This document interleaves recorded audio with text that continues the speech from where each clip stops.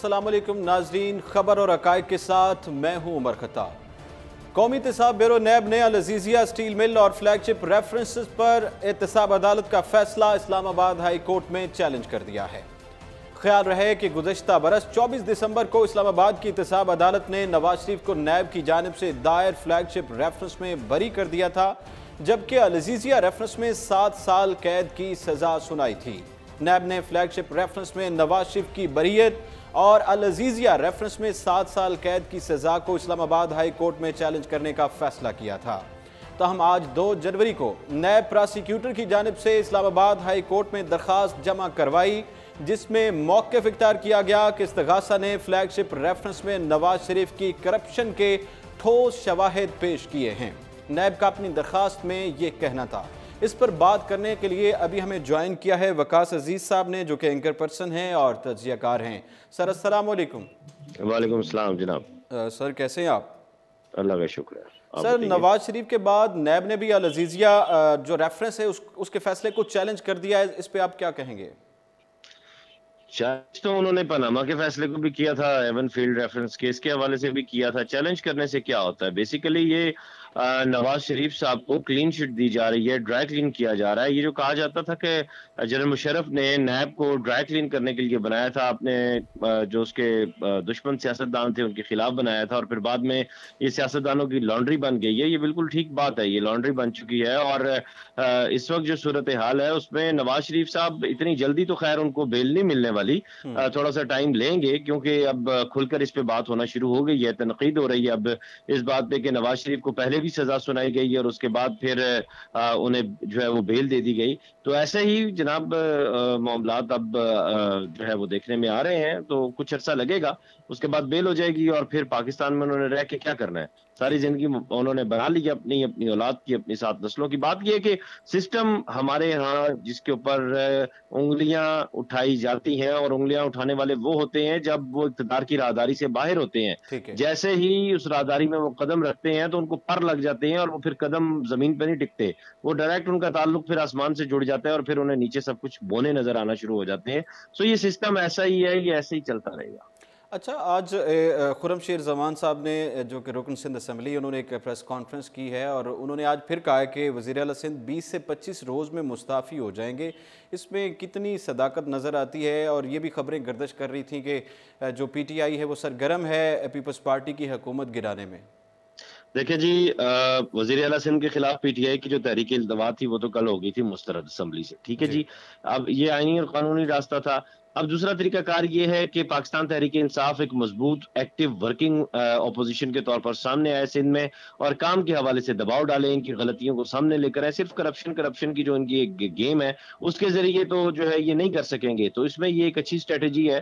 खुर्रमशीर ज़मान आज जो है वो गए हैं चीफ सेक्रेटरी सिंध के पास और अपने वफ्द के साथ, और जो है उन्होंने वहां पे जाके कराची के मसाइल और सिंध के मसाइल पे बात की है।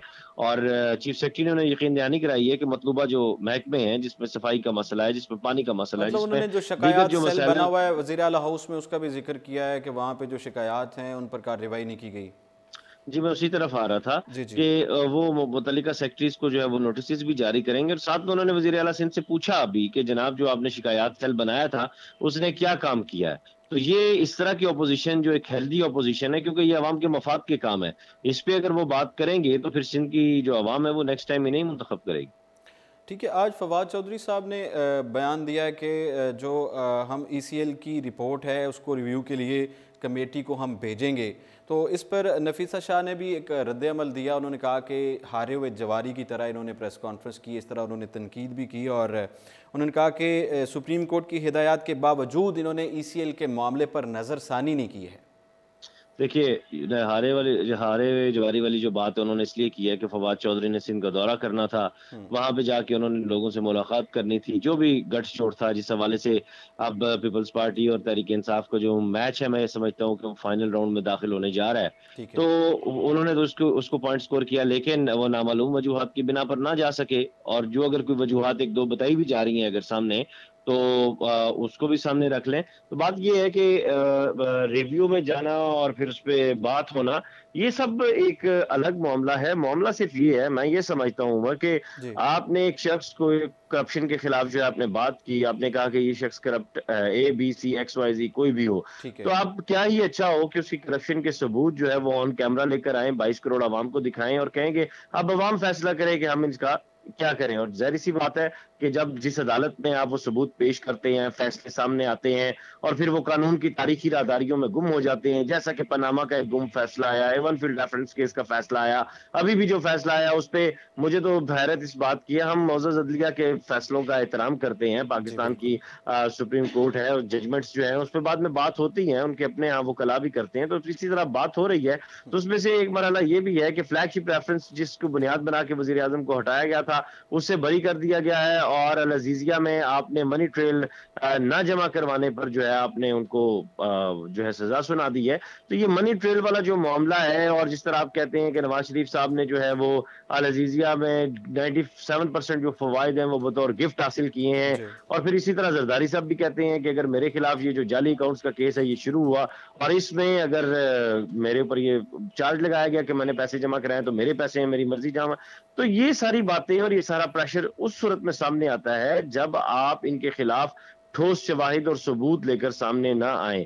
سسٹم وہی ہے پچھلے 70 سال سے، یہ وہی لوگ اداروں میں جو ان کے ساتھ بھی کام کر چکے ہیں، ان کے مفادات ان سے بھی جڑے ہوئے تھے اور ٹھیک ہے. موجودہ حکومت میں بھی وہ دیکھ بھال کے ہی کام کر رہے ہیں. اب جیسا کہ آپ بیوروکریسی پہ بہت سارے سوالیہ نشان اٹھاتے ہیں، اور آج بھی جو ہے وہ سیکٹریز کے تبادلوں کے حوالے سے کچھ بات ہوئی ہے اور یہ کہا جا رہا ہے کہ وزراء کو سیکٹریز کے تقرر میں کردار دیا جا رہا ہے. تو اگر ٹھیک ہے. وزراء کو وہ کردار دے دیں گے تو پھر وہی سیاسی بھرتیوں والا معاملہ ہو جائے گا.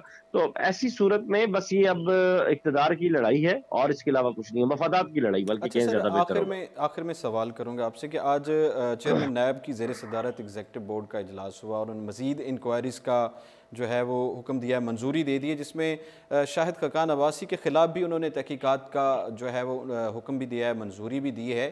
اس طرح تحقیقات تو چل رہی ہیں لیکن بعد میں ان کو جو ہے وہ ریلیف دے دیا جاتا ہے. اور اس ریلیف کو دینے کے بعد یہ کہا جاتا ہے کہ قانونی پہلو موجود تھا کہ یہ ان کو ریلیف مل سکتا تھا. تحقیقات اب پھر بات وہی سوال پیدا ہوتا ہے کہ پاناما میں جناب 500 لوگ تھے اور اس میں سے صرف 2-3 لوگوں کے خلاف احتساب شروع ہوا، یہ جیسے اب آپ بتا رہے ہیں 4-5 اور لوگوں کا ہو جائے گا. تو یہ اب ہمارا جو جوڈیشل سسٹم ہے، جو ہمارا انصاف کا سسٹم ہے، اب جن لوگوں نے بتایا، جو بیٹھے ہوئے ہیں، جس کو ڈیل کر رہے ہیں، وہی بہتر جانتے ہیں اور وہی بتا سکتے ہیں کہ وہ کس طرح اس سارے سسٹم کو لے کے چل رہے ہیں. ٹھیک ہے. میری سمجھ سے یا پاکستان کا جو ایک پڑھا لکھا سمجھدار طبقہ ہے اس کی سمجھ سے یہ سارے معاملات بالا تر ہیں. پھر ان 4 لوگوں کی گرفتاریاں ہوں گی جیسے خواجہ سعد رفیق کی ہوئی، اسی طرح 2 اور مزید لوگوں کی ہوں گی، اسی طرح پھر تحریک، میری جو اطلاعات ہے اس کے مطابق تحریک انصاف کے بھی 1-2 لوگ جو بڑے نام ہیں، بگ گنز ہیں، بگ فشز ہیں، وہ جو ہے وہ بھی شکنجے میں آ رہی ہیں. تو یہ اس طرح یہ پکڑو چھوڑو کا کھیل چلتا رہے گا. ٹھیک ہے سر، بہت شکریہ. وقاص عزیز صاحب اینکر بہت پرسن شکریہ اور جی، تجزیہ کار تھینک یو. ہمارے ساتھ موجود تھے. انہوں نے کہا کہ اس طرح گرفتاریاں بھی ہوتی رہیں گی، احتساب بھی چلتا رہے گا، کیونکہ حکومت جو ہے پی ٹی آئی کی حکومت جب سے آئی ہے انہوں نے احتساب کی مہم کو شروع کیا ہوا ہے، کیونکہ احتساب کا مینڈیٹ ملا ہے اس موجودہ حکومت کو. تو ہم بات کر رہے تھے العزیزیہ ریفرنس کی. تو ہم آج 2 جنوری کو نیب پراسیکیوٹر کی جانب سے اسلام آباد ہائی کورٹ میں درخواست جمع کروائی، جس میں موقف اختیار کیا گیا کہ استغاثہ نے فلیگ شپ ریفرنس میں نواز شریف کی کرپشن کے ٹھوس شواہد پیش کیے. نیب کا اپنی درخواست میں یہ کہنا تھا کہ محض شک کا فائدہ دے کر نواز شریف کو بری کرنا قانون کے خلاف ہے. نیب کی جانب سے استدعا کی گئی کہ سابق وزیر اعظم کی بریت کا فیصلہ کالعدم قرار دیا جائے اور ٹرائل کورٹ ان کے خلاف پیش کیے جانے والے شواہد کی بنیاد پر انہیں سزا دے. نیب کی جانب سے صرف فلیگ شپ ریفرنس میں نواز شریف کی بریت کے خلاف ہی درخواست جمع نہیں کروائے گی، بلکہ العزیزیہ ریفرنس میں نواز شریف کی سزا کو بھی چیلنج کر دیا. تاہم قومی احتساب بیورو کی جانب سے یہ درخواست سزا کالعدم قرار دینے کے لیے نہیں بلکہ سزا کو مزید بڑھانے کے لیے دائر کی گئی ہے. نیب پراسیکیوٹر نے اپنی درخواست میں یہ موقف اختیار کیا کہ العزیزیہ ریفرنس میں نواز شریف کے خلاف مقدمہ ثابت کیا گیا. نیب نے استدعا کی کہ کرپشن کا جرم ثابت ہونے پر نیب آرڈیننس کی دفعہ 9A5 میں سزا 14 سال قید ہے، تاہم مجرم کی صرف 7 سال قید کی سزا کو بڑھایا جائے. نیب کی جانب سے جمع کروائی گئی دونوں درخواستوں میں العزیزیہ ریفرنس میں سزا یافتہ نواز شریف کو فریق بنایا گیا ہے. याद रहे कि गुज़श्ता बरस 24 दिसंबर को इस्लामाबाद की एहतसाब अदालत के जज अरशद मलिक ने नैब की जानिब से दायर अल अजीज़िया स्टील मिल्स और फ्लैगशिप रेफरेंसेस का फैसला सुनाया था। अदालत ने नवाज शरीफ को फ्लैगशिप रेफरेंस में बरी कर दिया था, जबकि अल अजीज़िया रेफरेंस में 7 साल कैद की सजा के साथ साथ 1 अरब रुपए और $2.5 करोड़ अलहदा जुर्माना भी आयद किया था। इसके अलावा नवाज शरीफ को अदालत ने 10 साल के लिए कोई भी अवामी ओहदा रखने से भी नाइल करार दिया था। मज़कूरा फैसले के बाद नवाज शरीफ को गिरफ्तार करके पहले अडयाला जेल और फिर उन्हीं की दरख्वास्त पर उन्हें कोट लखपत जेल मुंतकिल कर दिया गया था। ये बात याद रहे कि एक रोज़ कब नवाज शरीफ ने भी अल अजीज़िया रेफरेंस में सजा मुअत्तली के खिलाफ इस्लामाबाद हाई कोर्ट में ही दरख्वास्त दायर कर दी थी, जबकि इस्लामाबाद हाई कोर्ट के रजिस्ट्रार ने साबिक वज़ीर आज़म की जानिब से जमा करवाई गई दरख्वास्त पर एतराज़ लगाकर वापस कर दी। ख्वाजा हारिस के तवस्सुत से जमा करवाई गई दरख्वास्त को रजिस्ट्रार ने नामुकम्मल करार दिया। ताहम नवाज शरीफ के वकील का कहना था कि दरख्वास्त पर जो एतराज़ात लगाए गए हैं उन्हें दूर करके कल तक दोबारा जमा करवाया जाएगा। रुख करते हैं वज़ीर आला सिंध के हवाले से। वज़ीर आला सिंध 20 से 25 रोज़ में मुस्ताफ़ी हो जाएंगे, ये दावा किया है खुर्रमशेर ज़मान ने। पाकिस्तान तहरीक इंसाफ के रहनुमा और रुकन सिंध असम्बली खुर्रमशेर ज़मान ने दावा किया है कि वज़ीर आला सिंध मुराद अली शाह 20 से 25 रोज़ में अपने ओहदे से इस्तीफ़ा दे देंगे। इसके पीछे क्या वजूहात हैं? कराची में उन्होंने मीडिया से गुफ्तगू की और कहा कि सिंध हुकूमत को तनकीद का निशाना भी बनाया कि गुज़श्ता 11 साल से वज़ीर आला हाउस में शिकायती मरकज़ कायम है। मुराद अली शाह को जवाब देना होगा कि उन्होंने अवाम की कितनी शिकायत और मसाइल को हल किया है। उनका ये भी कहना था कि अवाम को पीने का पानी नहीं मिलता, रोज़गार, तालीम, सेहत, सिक्योरिटी, ट्रांसपोर्ट समेत तमाम अमूर का बुरा हाल है, जबकि हुकूमत कहीं नज़र नहीं आती है। उन्होंने मज़ीद तनकीद का निशाना बनाया। हम यहाँ इदारों को जगाने आए हैं और ये बताने आए हैं कि आपका हुकूमत चलाने का यही रवैया रहा तो हम आपको चलने नहीं देंगे।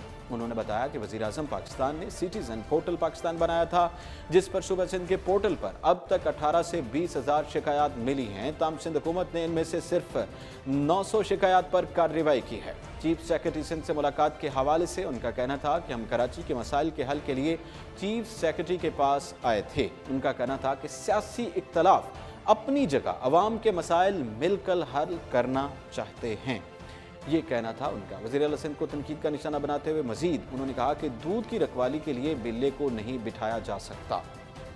मुराद अली शाह के वज़ीर आला के ओहदे पर रहते हुए खदशा है कि वो अपने खिलाफ तमाम सबूतों को तबाह कर देंगे।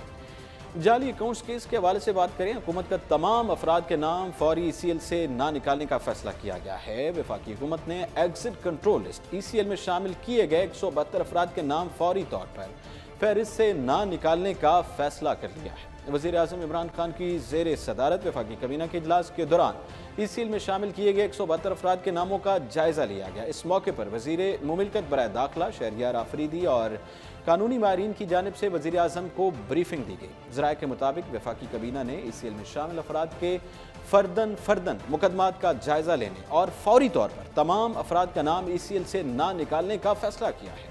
ज़रा का ये कहना है कि इजलास में फैसला किया गया कि सुप्रीम कोर्ट के अहकामात की रोशनी में ECL में शामिल हर शख्स का अलग जायज़ा लिया जाएगा और जायज़ा मुकम्मल होने पर कुछ नामों को ECL से निकाला जा सकेगा। जाली अकाउंट्स केस की हम बात कर रहे हैं, जिसमें जरदारी और फरियाल ताकपुर को जवाब जमा कराने की मोहलत दी गई है। याद रहे कि सुप्रीम कोर्ट ने 31 दिसंबर जाली बैंक अकाउंट्स केस की समाअत के दौरान JIT रिपोर्ट की रोशनी में 172 अफराद के नाम ECL में डालने पर शदीद बरहमी का इज़हार किया था। चीफ जस्टिस पाकिस्तान ने वज़ीर मुमलिकत बराए दाखिला को हिदायत की थी कि ECL में डाले गए नामों पर नज़रसानी की जाए। वफाकी काबीना के इजलास के एजेंडे में पाकिस्तान और चीन के मबैन सजा याफ्ता कैदियों का तबादला भी हुआ। यूनियन कौंसिल चेयरमैन की रजिस्ट्रेशन, गैर मेयारी स्टंट्स और कराची ट्रांसफॉर्मेशन के लिए आला तरक्की कमेटी का मामला भी काबीना एजेंडे में शामिल है। वफाकी काबीना गुर्बत के खात्मे से मुताल्लिक कोऑर्डिनेशन कौंसिल के क़याम, नर्सिंग कौंसिल के मेंबरान की तैनाती और कायद आज़म मज़ार मैनेजमेंट बोर्ड की असर नो तश्कील की मंजूरी देगी और काबीना दुबई एक्सपो के लिए $50 लाख ग्रांट की मंजूरी देगी, जबकि पेशावर के बस कॉरिडोर मंसूबे के लिए भी रकम जारी करने की मंजूरी दी जाएगी और वफाकी काबीना मंसूबे में फ्रेंच डेवलपमेंट एजेंसी के लिए 130 मिलियन यूरो जारी करने की भी मंजूरी दी गई है। पाकिस्तान और जापान के मबैन दिफाई ताउन बढ़ाने पर भी गौर किया गया और इस एजेंडे में शामिल किया गया। अब बात करें प्रेस कॉन्फ्रेंस में सहाफ़ी के सवाल पर फैसल वाडा के जो सख्त जवाबात सामने आया और उसके बाद जो प्रेस कॉन्फ्रेंस है वो बदमज़गी का भी शिकार हुई और इस्लामाबाद वफाकी वज़ीर बराए आबी वसाइल फैसल वाडा की जानिब से प्रेस कॉन्फ्रेंस के दौरान एक सहाफ़ी को तल्ख जवाब दिए जाने पर दीगर सहाफ़ियों ने प्रेस कॉन्फ्रेंस का बाइकआउट कर दिया। प्रेस कॉन्फ्रेंस के दौरान वफाकी वज़ीर फैसल वाडा ने मोहम्मद डैम के संगे बुनियाद और ठेके के मामलात से मुतअल्लिक़ गुफ्तगू की थी। इस दौरान सवाल जवाब के सेशन में अंग्रेज़ी अखबार के एक सीनियर सहाफ़ी ने फैसल वाडा से पब्लिक अकाउंट्स कमेटी PAC के चेयरमैन शहबाज शरीफ पर तनकीद के हवाले से सवाल किया, जिस पर फैसल वाडा ने जवाब दिया कि मैं आपका माइक उठाकर साइड पर रख दूंगा। आप जैसे बुजुर्ग सहाफ़ी से इस तरह के सवाल की उम्मीद नहीं कर सकता था। वफाकी वज़ीर के इस तल्ख रवैये पर तमाम सहाफ़ियों ने उनकी प्रेस कॉन्फ्रेंस का बाइकआउट कर दिया। फैसल वाडा ने अपने रवैये पर माजरत भी की, ताहम सहाफ़ियों का एहतजाज जारी रहा, जिसके बायस वफाकी वज़ीर प्रेस कॉन्फ्रेंस अधूरी छोड़ कर चले गए। इससे पहले वफाकी वज़ीर बराए आबी वसाइल फैसल वाडा ने प्रेस कॉन्फ्रेंस के दौरान ये ऐलान किया था कि मोहम्मद डैम का संगे बुनियाद 13 जनवरी को वज़ीर आज़म इमरान खान रखेंगे। फैसल वाडा का कहना था कि मोहम्मद डैम वक्त से पहले शुरू हो रहा है और इसे वक्त से पहले ख़त्म करेंगे। वज़ीर आज़म के मुशीर अब्दुल रज़ाक दाऊद की कंपनी ने मोहम्मद डैम ठेके के लिए बोली जीत ली। वफाकी वज़ीर ने मज़ीद कहा कि वज़ीर आज़म के मुशीर बराए सनत व तिजारत अब्दुल रज़ाक दाऊद अपनी कंपनी डेस्कॉन से मुस्ताफ़ी हो चुके हैं। डेस्कॉन से मुतल्लिक़ खबरें झूठ हैं। उनका ये कहना था कि किसी दबाव में नहीं आएंगे, काम पर भरपूर तवज्जो है, मैं सिर्फ अपने लीडर वज़ीर आज़म इमरान खान और अदालत को जवाबदेह हूँ और किसी को जवाबदेह नहीं हूँ। फैसल वाडा ने मज़ीद कहा कि जेल से मुजरिम या मुलजिम आकर मुझसे पब्लिक अकाउंट्स कमेटी में सवाल करे तो ऐसा नहीं हो सकता है। उनका कहना था कि पीर को मेरी वजारत में ख़त आए कि मंगल को पहुँच कर रिपोर्ट दूँ। मैं किसी के बाप का मुलाजिम नहीं कि एक दिन के नोटिस पर जवाब दूँ।